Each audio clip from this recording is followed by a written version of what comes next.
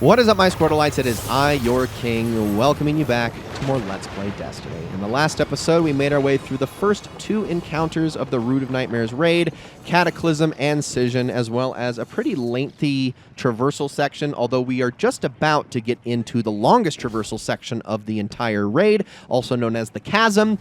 But first, we got to open up a door. Now, you do this twice throughout the raid. I'm only going to show this the one time. The second time is just not necessary because it's essentially the exact same thing as this. Although I am apparently getting stuck and lost. I don't know why. It's back closer to the entrance, but what you do is you get two people to basically just activate a chain of seeds. I'll take the light one. Someone else is going to take the dark one. And I don't know why I'm going that way. You can't... even I could see you couldn't fit through there. I don't know what that was about. Anyway, yeah, you got to activate a chain of seeds. This is basically, I guess, the better demonstration of how the seed mechanic works since I haven't been a runner up to this point. But go back, reactivate it again, and now you'll notice that the field of light's actually moved up. Don't shoot it again. If you try to refresh it, that's how you cause disruption. So just ignore it, run through it, then activate the next seed. But now I only have to run back to the second seed to refresh. This is normally how it works when you're not alternating alignments, I guess. I guess alignments is better than colors since it's just light and dark. But in the first and fourth encounter, as well as in these little door sections, it's so you don't have to run all the way back to the beginning to refresh your buff. So I do appreciate that they do that. That would be very silly if they made you run all the way back every single time, but they don't. But after the butthole opens, because that's totally what it looks like, we can now head into the Chasm area, also known as the area that kills everybody's flawless runs, because while this area is very easy to get through, it's also very easy to die in for no reason, even though those deaths are usually pretty inconsequential unless you're going for flawless. The way this works is that Darkness Refuge, which is the buff counting down right now, is what prevents you from dying to the insta-death wall of darkness that appears in this area every 30 seconds. How do you get Darkness Refuge? You get Field of Light, you take it over to a Dark Seed, which is across the gap here, and after you activate that with the Field of Light while you're standing in its vicinity, which I did not do there apparently, do it one more time, activate that, now you have Darkness Refuge. If you stand on the Dark Seed while it's activated, you'll just have Darkness Refuge indefinitely. The timer won't start counting down, but if you start to walk away from that plate, then it's going to start counting down. As you can see, I'm about to lose it, but if I can come in clutch here, because I still have Field of Light, get into that, boom. And as this wave passes over us, that's going to kill everyone who doesn't have Darkness Refuge. So you can see two of my teammates died there. That's how that happens. This is going to repeatedly happen as we make our way through this section over and over again, and you just have to be consciously aware of having Darkness Refuge as you make your way through. Some people will say, hey, just go together as a group so you don't all die. But I say bunk to that because disruption does not work in this area, and y'all can just take care of yourselves. You just need to be mindful of where you're going. Now, I am actually going to die here, but that's because I don't pick up Darkness Refuge in here because the Dark Seed is all the way over there, and I need light again. I was apparently wrong the first time around, thinking it was light, dark, light. I actually think it's light all three times on this particular run. So activate light there. That was the second one. See how it says your actions take root? That is the indicator that I've done it correctly, and now I just need to activate one more to get that bonus loot at the end of the raid. But the sacrifice was worth it. I also don't know why I'm shooting this here when I don't have Field of Light, but okay. I'm thinking this is still one of my... I think this run that you're seeing right here, because this is a different gameplay session from what most of this raid has been. I think this run was actually after having not done Root of Nightmares for like several months and sort of forgetting how the mechanics worked, which is why I'm doing that. But we get Darkness Refuge. My teammate dies just shy of the finish line. So sad to watch, but get Darkness Refuge and just continue to make our way through. There's another secret chest that we're going to be getting here as well, and that's gotten in a little bit of a different way. But there are a couple of checkpoints as we make our way through this section. This is actually one of them. Everybody needs to stand in the Darkness Refuge plate here to open up the door that's to my left. So we just kind of have to wait for all 6 of us to get here. But once this last person steps in, then it's all going to be good. So there we go. Now we can proceed into the second half of this section. So there is a secret chest up here, and I'm going to grab Darkness Refuge really quickly just so that I don't die to the wall. Now, the further you get through this section, the faster the wall is going to kill you because we're heading towards the source of the wall, and that's actually the boss of the raid himself. So there's a couple of these little switches you're supposed to shoot. I just shot one of them. I think one of my teammates got the other. That opens this door, which also has a field of light and field of dark, so y'all don't die in here. And we're going to pick that up, but also get ourselves a secret chest. It'll cut away there too, because I'm pretty sure I was checking my inventory there. But now we can continue to make our way through here. So another wall of light's going to go through. I think, oh yeah, all three of them died. What I love is the permanence of the wall and how it actually works. Because it really does have to physically touch you to kill you. It's not just like, oh, the mechanic started, everyone wipes. No. You can actually not outrun it, but you can certainly try to beat it as you make your way through here. So like, for instance, this is me basically saying, screw it, I'm going to get through this as fast as I can by just using my super here, which is, I think, hilarious, and then activate the field of light, and then just get to Darkness Refuge while I kind of leave everyone else in the dust. This is definitely me just kind of trolling my teammates here, but that's kind of part of the fun of this raid, although some of them actually kept up with me pretty darn good there, so that's pretty hilarious. But we wait for the darkness wall to pass us through and then move on to the next one. You can always just kind of camp on a plate if you need to. Oh man, that one killed 3 people at once. That was crazy. And we've definitely had full group wipes in here too, just by virtue of being too stupid and messing around. This is where brain cells go to die, is in a section like this where you can just mess with your teammates and get each other killed as often as possible, up until people start to get frustrated, and then you go, okay, let's just finish this. But that's really all this section is. If you're going for flawless, this is a legitimately kind of harrowing section, but in any other circumstance, it's nothing. It's a 5-second respawn time when you die, and you're not going to be worried about it too much. But this is the final checkpoint. Once everybody gets up to this plate that we're on, which I think I'm going to cut to here in a second, then we can all proceed into the third encounter. But because I decided to go far ahead, I'm going to have to go back and get everybody. So let me go do that real quick. All right, now that everybody is here, the door is going to open, and into the third encounter we go. By far the best encounter in the raid, and the one that everybody loves. You're going to all have Darkness Refuge permanently when walking in here, so don't worry about dying to the Wall of Darkness again. This encounter is very famously known as the Planets Encounter, and I think it will make a ton of sense why once we head on inside, but its official name is, as you can see on screen, Macrocosm. It's the last one to get a famous name, because I'm pretty sure the final encounter is just named after the final boss, but I digress. As we head into this room, you're going to want to take stock of it very quickly. The central area has 3 planets above it, and then there are 4 platforms, 2 on either side, that also have 3 planets above them, hence the community name of the Planets Encounter. The way that this works is very simple. Okay, 2 people are going to be ad clear in the center, just 2 this time. The other 4 people are each going to get themselves a plate with 3 planets above them. I've got the back left plate, but however you orient them, it doesn't matter. You just need to have 1 person in each plate. I'm going to be trading with the person directly across the arena from me in this encounter. What we're trying to do is we're trying to align the planets so that all the light planets and all the dark planets are on their own respective side, but there is always one that is out of alignment at the start. You can see here I have 2 lights. This dark planet is my odd one out. I need to walk up to it, get planetary attunement, and go to the other side that was called out by the person on the plate opposite me, because they have one that's out of alignment. So once we have swapped, which it looks like it's the same planet for both, that is the first part of the encounter done. For the second part of the encounter, the 3 planets above the middle section also have their own alignments, and this corresponds to the plates that we're going to need to do damage on. These plates work somewhat the same way as they did in the Caretaker encounter in Vow of Disciple, where you stand on them, get a buff, and then do damage for what little time you get that buff. Now, to see what alignment that is, we need to kill a Colossus again. That's also going to spawn, but once they're dead, and I think I do kill mine outright here. Yes, indeed. All 3 planets are in the middle are going to get their alignments. You can see it's 2 darks and a light. So we only need 1 light planet dunked, but 2 dark ones. Because the dark ones were on the opposite side, both people on those plates grabbed a planet, dunked them into the corresponding plates, which were the right and middle plate, and then the person on my side, the other light person, dunked it into the left plate. Very confusing, I know. It's a lot of things to explain, but once all 3 have been done, you get a little bit of time to grab ammo, kill a bunch of enemies, and then as soon as damage starts, you're going to want to alternate. So, because there's 2 darks and a light, we're going to want to start on a dark plate, then move to a light plate, and then finish on the other dark plate. If this was light, light, dark, then it would be the other way around. I know that's confusing, but just trust me, that's what you're going to want to do. So, starting on a dark plate, doing damage, and you only get a few seconds to do this. Like, I get 2 rocket shots. I think we have a Gallarhorn here, which is why I was using a rocket, but only 2 shots before they go immune. So now we're going to want to move to the next plate. Now we're on light.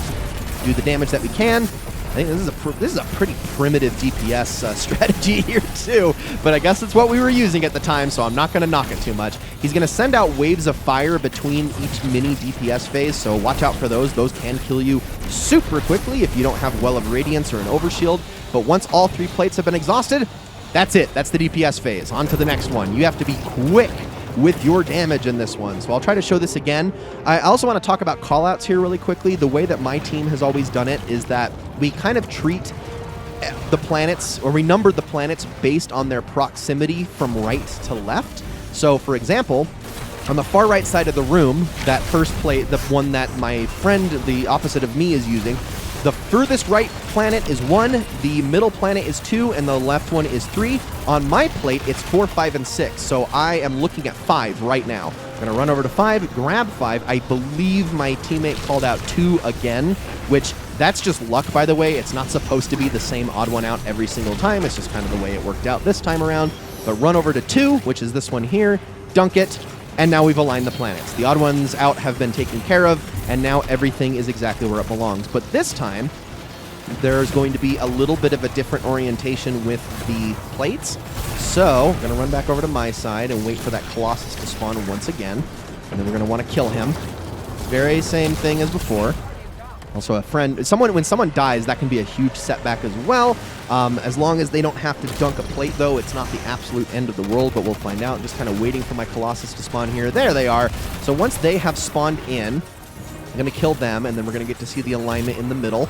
And this time it's dark, light, light. So I have to grab a planet this time since I'm one of the light people. So grab that really quickly, and I'm going to go and dunk that on one of the plates. Now, the good news is that once a plate's been dunked, you can't also dunk there, so there's no way to screw that up. Just make sure you're dunking in the right one. So I went to the far right one, and I let the other person on the light side dunk the middle one, and then one of the darkness people had to dunk the left one.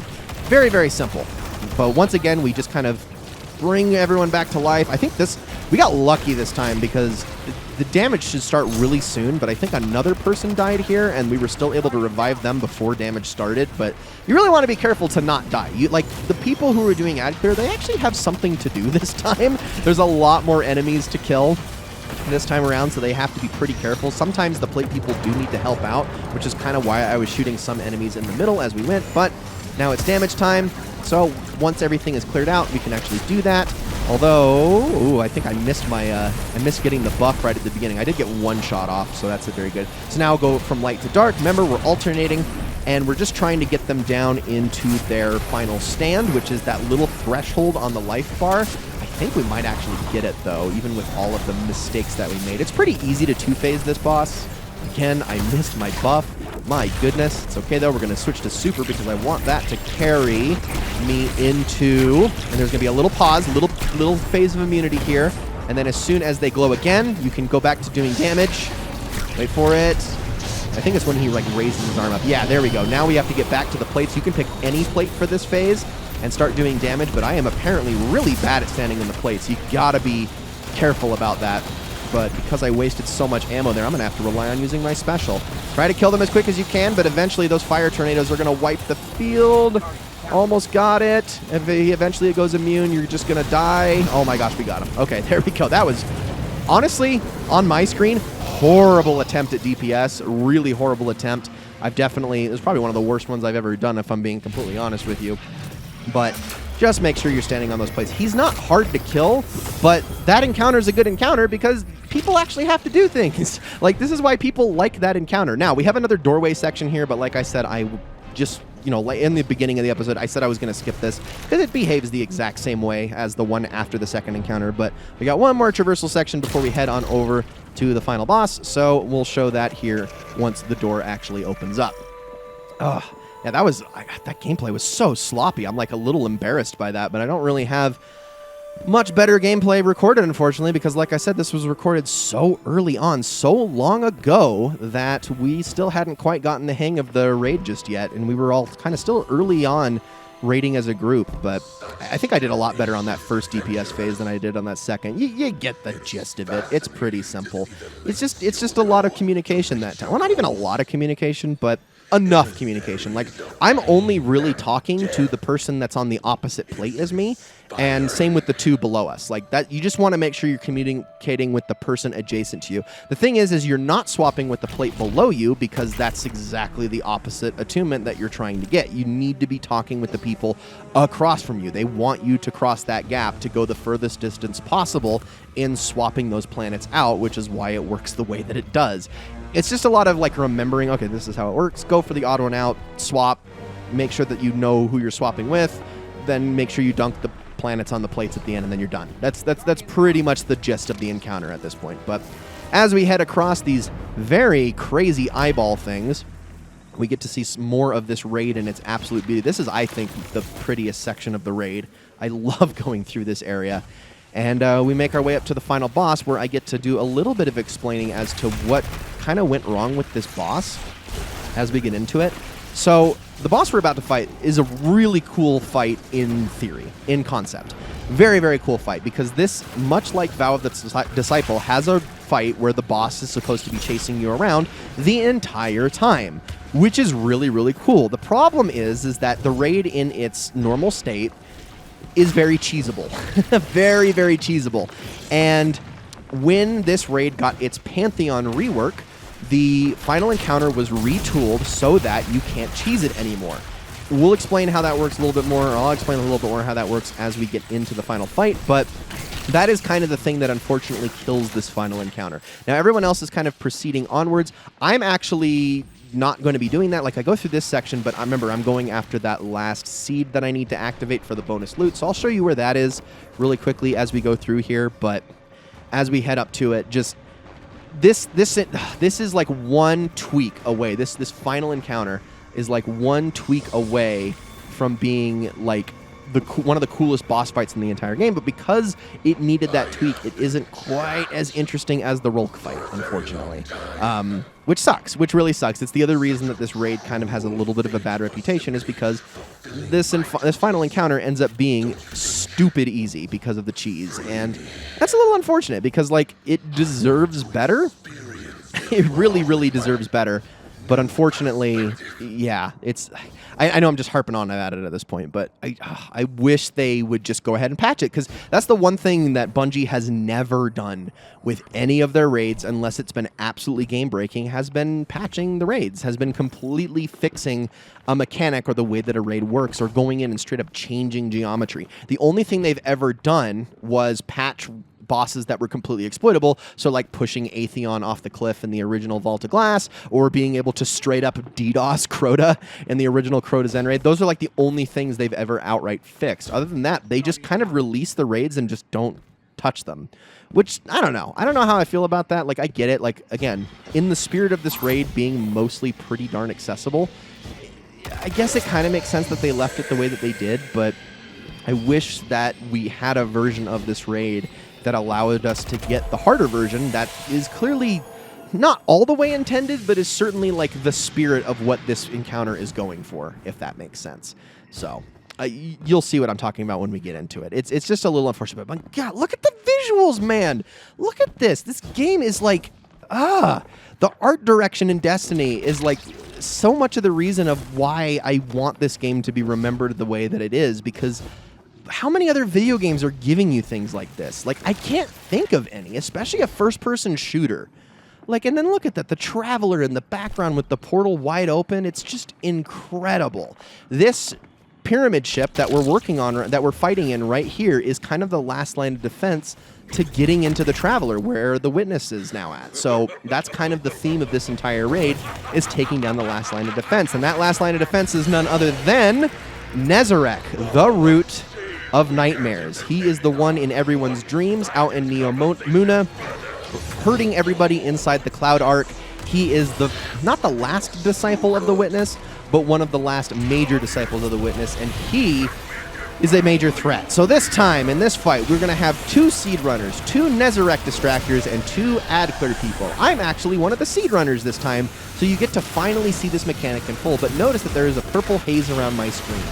This is going to constantly be damaging me throughout the fight unless the Nezarec Distractors are actually doing their job. They need to be taking Nezarec's hatred off of the Seed Runners by constantly shooting a weak spot up above his head that they're going to have to be constantly trading off, because if they take too much aggro, he's probably going to kill them. So what they do is they constantly trade off this buff and do this repeatedly over and over again until this starts to happen. So eventually Nezarec is going to start to shine with light, and what you're going to want to do is you're going to want to get either light or darkness refuge based on the color that is shouted out by the distractors. So when the distractor shoots the little weak spot that causes Nezarec to aggro them instead, they will get a brief glimpse of either a light or a dark buff. If it's light, we all need light refuge, but if it's dark, we all need darkness's refuge. To get this, you do it the same way you did so in the traversal encounter back when we were crossing the chasm. You grab one buff and then activate the opposite one. So to get light refuge, you need to activate a dark seed and then shoot a light one, or to get darkness refuge, you shoot a light seed and then activate a dark one. Very, very simple. Once you have that, everyone needs to get the buff, or that mechanic will wipe everybody. It's basically the same effect as the wall when we were crossing the chasm, so it is a little bit of a prelude to Nezarec's entire thing. Now, once all the seeds have been activated, a laser beam is going to shoot down from up above. That is going to allow Nezarec to be damaged. He has a whole lot of aggro, and he's going to be attacking people over and over, also suppressing them with his big attack. But if you're all standing on one of these seed sections, these flower petals, he actually can't hurt you. Like, he can damage you a little bit, but he can't do much to you at all. This is the part where it's kind of cheesable, as in we can just lay into him without really having to worry about him doing anything to us the entire time, and then once he eventually runs out of stamina, the DPS phase ends and we're back to the start and we just rinse and repeat.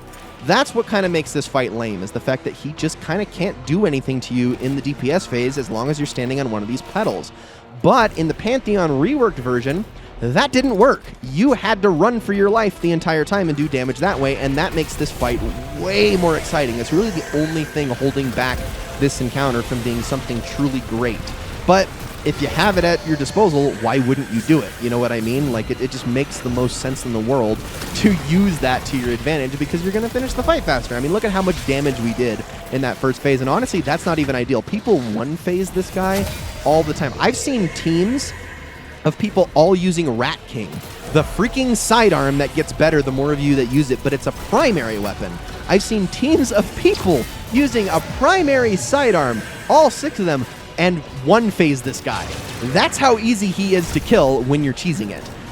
I know, it kind of sucks. It really does kind of suck. It's the one thing. Also, I love that after all that I just said right there, he didn't actually, he actually just told me to go basically screw myself, which is hilarious. That's funny. He doesn't normally do that. He can sometimes, but normally he doesn't know how to get up on top of those flowers, but I guess once he was able to get the aggro and land on top of me just right, which is very, very funny. Glad I was able to demonstrate that there. Anyway, fight continues as normal. As long as not everybody dies, you're good. 2 of us died to that, but it's not a big deal. Continue to activate the seeds, go back, just refresh. This is basically all the runners do all day, just this back and forth motion. This is why I'm actually kind of glad I wasn't showing this for the entire raid, because it kind of would have gotten boring if I'm being honest. So now that all the seeds are activated, both on the dark and the light side, eventually the laser beam is going to shoot down, which I believe it just did behind me. And now, did it happen, or maybe not quite yet? I don't know, we're going to see in a second. He's focusing exactly one person. Nope, not yet, because we still have aggro here. Once the last one's done. Here it comes. There it goes. Okay, now the laser beam has gone down, so now we can all start doing damage. Sometimes it takes a while. I don't know why it does that. It's a little inconsistent. Holy freaking crap, that got some air there. That was absolutely crazy. You do want to get your super off early, because he can suppress you when you're doing damage. Like, if you're close enough to him, it will happen. So make sure you get that off really quickly there, and then just let that damage while you do all your extra damage with your heavy. Thunderlord is just ridiculous in this fight. Grand Overture is also very stupid. It's one of the few raid bosses in the game that takes tons of damage from the machine gun, when most others need specifically rockets or grenade launchers or linear fusions. But anyway, that's it. That's the Root of Nightmares, everybody. That is Nezarec. That is, like I said, a little underwhelming when you cheese it, but that's the fight in a nutshell. And again, the Pantheon version is just a more exciting version of that. But like I said, I still have a soft spot for this raid. I like it a lot, even if it is pretty simple. But luckily, this is going to be the lowest point for raiding in all of Destiny. Guys, thank you all so very much for watching. I hope you enjoyed this episode very, very much. I'll see you all in the next one.